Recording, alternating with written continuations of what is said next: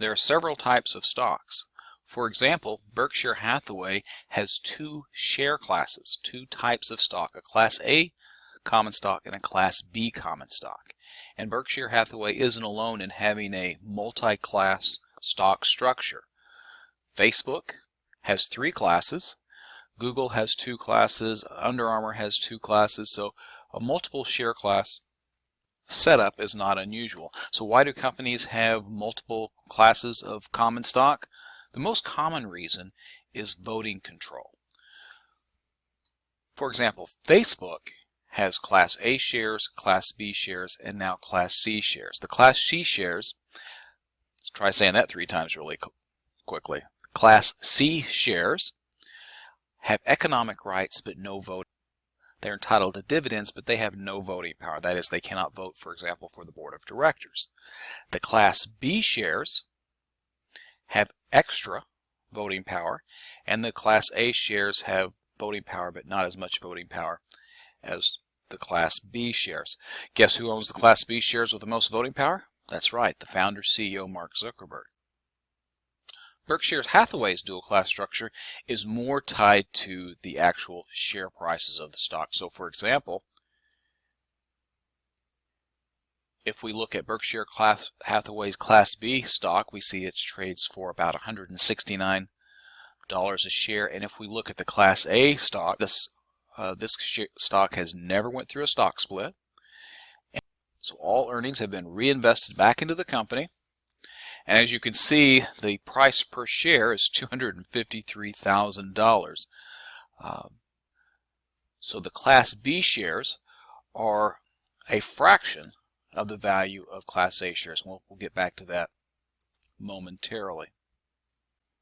But the two primary types of stock are common and preferred stock.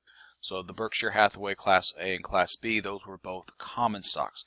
And common stocks holders, as we've discussed previously, are sometimes referred to as the residual owners or the residual claimants of the firm, and they're the true owners of the firm.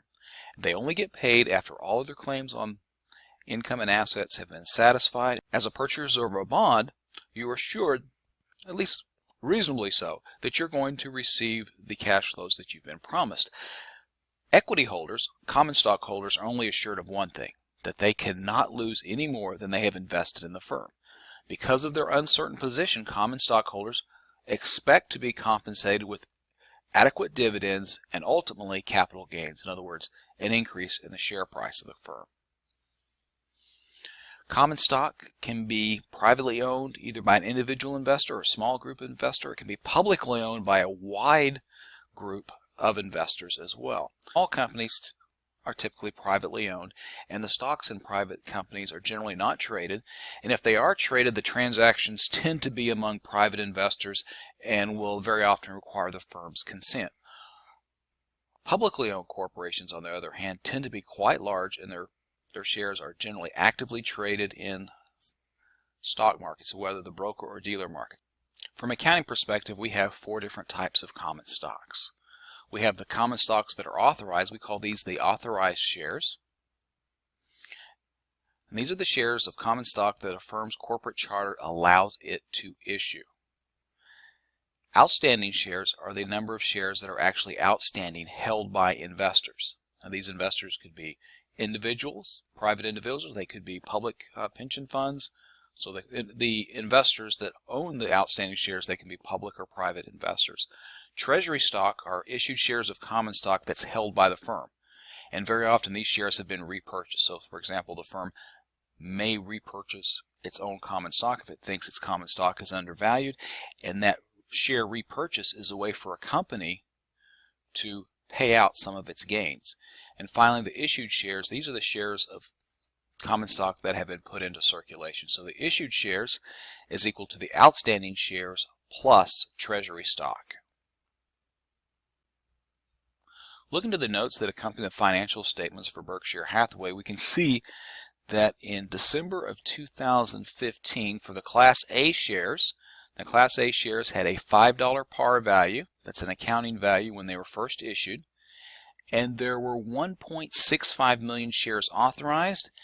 And out of that 1.65 million that are authorized, there were 820,000 shares issued, of which the company had 11,680 shares in treasury for a total outstanding number of shares of 808,422. We can look over at the Class B, and we can see the par value is much, much smaller. And there were 3.225 billion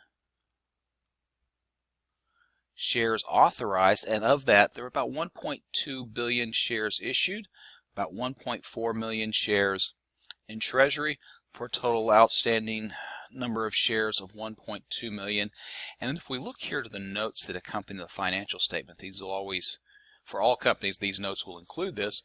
It says that Class A common shares are entitled to 1 vote per share. Class B common stock possesses dividend and distribution rights equal to 1/1500th of Class A common stock, and each Class B common share possesses voting rights equal to 1/10,000th of the voting rights of a Class A share. So we can see why, from before, why the Class A shares were $253,000 per share, and the Class B shares were only $169 per share, because a Class B share only has an economic value of 1/1500th of a Class A share, and only 1/10,000th the voting rights of a Class A share. So quick concept check, true or false: unlike creditors, equity holders are owners of the firm.